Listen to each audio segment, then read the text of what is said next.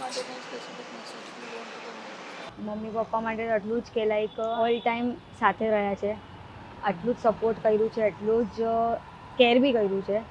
અને સ્પેશિયલી ભાઈ, જેણે લાઈક હરેક વસ્તુમાં સપોર્ટ કર્યો છે, આટલું જ લવ એન્ડ કેર એણે શો કર્યો છે.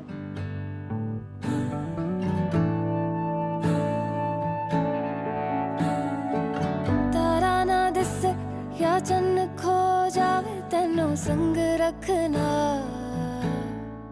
Very first day we met અને it was a yes from her and even mine. અને from that the journey started.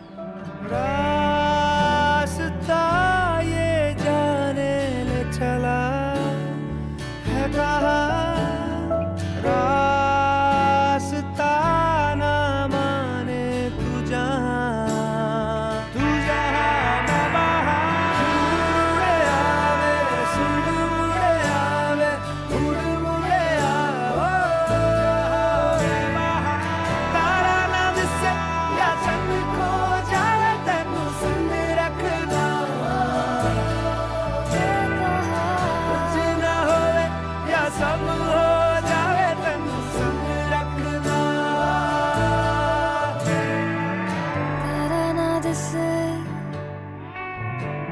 या चंद खो जावे